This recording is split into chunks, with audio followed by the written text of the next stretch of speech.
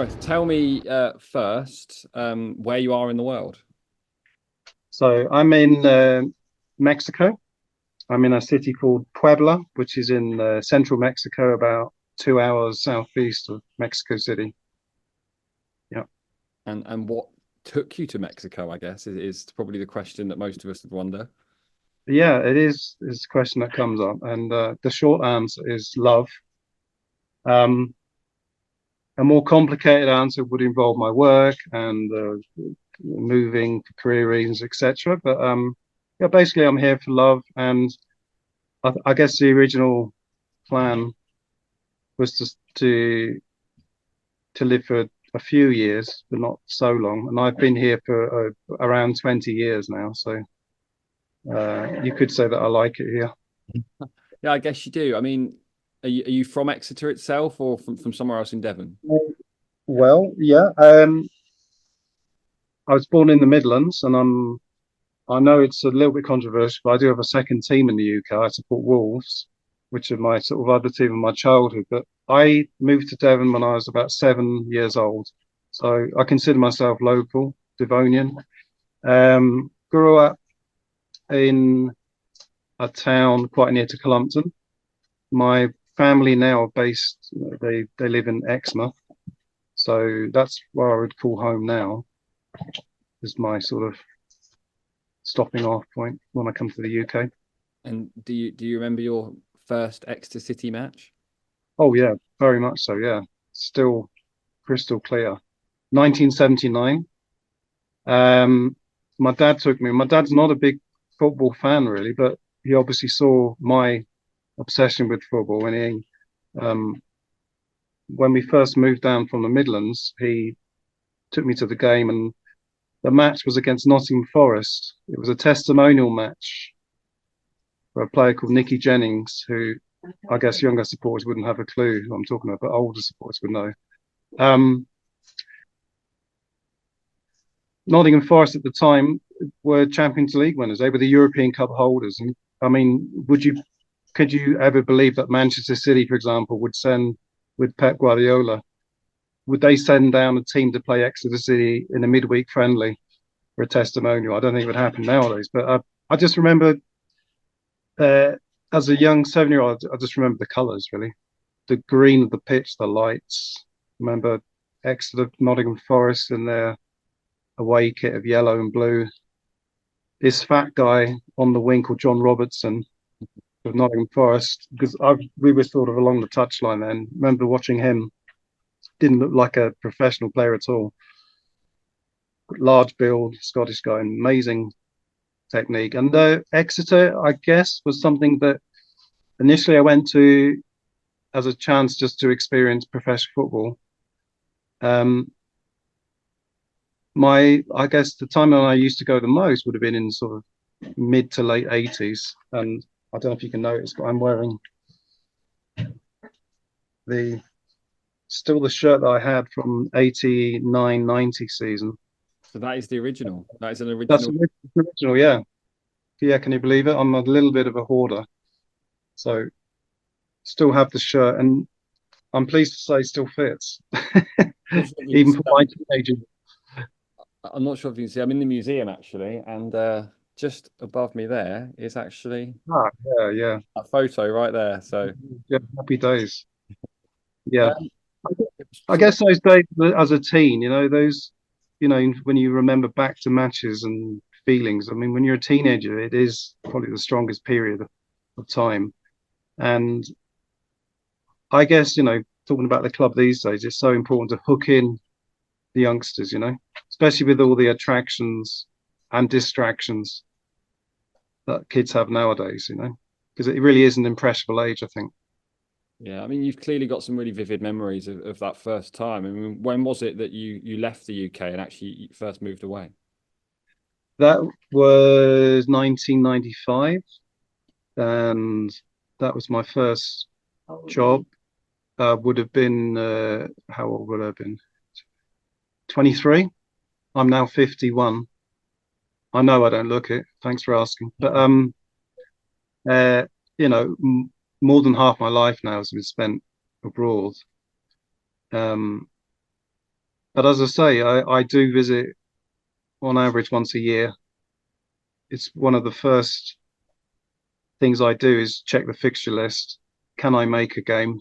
Quite often, I have to make do with a pre-season friendly or two, and not a league game. But I've been lucky in the past. I've had moments where I've been able to come back. Uh, During the promotion season a year ago, I managed to come back and get tickets for the Plymouth game, and I saw Bolton.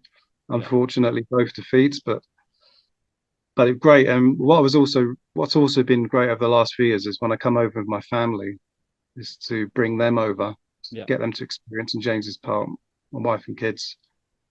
My kids were mascots back in 2015, I think, when Tiz was manager. They really loved it. My son Ollie's really excited by the fact that he's got some pictures of him in the dressing room when they as a mascot when Ollie Watkins was still there. So nowadays, now sort of famous. He's like, oh, daddy, let's see that picture again. It must be So nice, obviously, to come back and be able to watch the games. But obviously, for half your life, you've been supporting Exeter City from afar. Really, what's that been like? And how do you take in the games? Do you watch iFollow religiously, or do you have to read bits up on the internet? How do you take in Exeter City from Puebla in Mexico? yeah, my wife's behind me. She's saying seriously. Is her answer.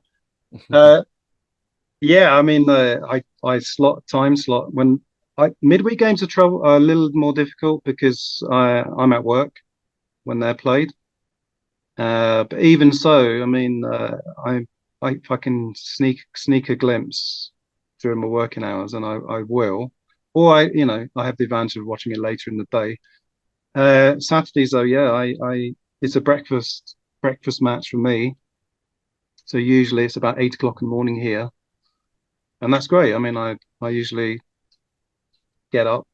I'm an early bird anyway, so I'm all up and about. And what's nice about watching football over here, like English, Exeter or Premier League matches, is that I can get my obsession out of the way by midday, really. So I don't spend my whole Saturday sort of immersed in football. My Saturday mornings are my football things, and then I've got the rest of the day to family stuff and other stuff that needs doing. Not to But not to make us jealous, I'm sure. Summer has started to appear here. It's about 20 degrees today, but what's it well like done. at the moment? You reached the big 2-0. Congratulations. Yeah. Well, uh, it's about 30 here, but I mean, I'm not bragging. It's in fact we moan about the heat. To be honest, you keep out of the sun. If anything, you tend to use the mornings more here and keep out between sort of 12 and 4. You try and keep out of it if you can. It's yeah. I, I, God damn that. I guess being overseas, you've sort of experienced the highs and the lows of the club over the past few years in different ways, Oh, really. I mean, yeah. what was it like, perhaps, for example, promotion night? How did you celebrate that promotion against Barrow? Because it probably would have been middle of the day for you out there. Yeah. I follow, of course. I think I was at work, so I think I did a yes in the office. People looked sort of glanced sideways at me. I said, "Oh, don't worry," to explain what was going on. And you feel it though. I mean, when you're listening, you're invested in it, emotionally invested. And I was listening with nervously, watching the game, and you get the heart palpitations when the game's close. I mean, the Wembley games, always nerve-wracking moments. And you, you, yeah, you do. You share the emotions. I think, obviously, being in the stadium, it's much better, of course. But sometimes, in terms of watching the actual match, you get a better view when you're watching it on the screen because you're actually watching the game. When I go to St James's Park, I'm people watching more. It's more of a social experiment and just looking at people and enjoying the ambience. the game is also great, you know. Do you have you built up sort of a I'm not sure the best way to describe it, perhaps a community? Is there an understanding now, perhaps in your street or in your workplace, where you're the English guy that supports Exeter, and we'll all sort of support them with you? Yeah, yeah, definitely. Yeah, I play football here with the team, and they know of my team. I wear my shirt.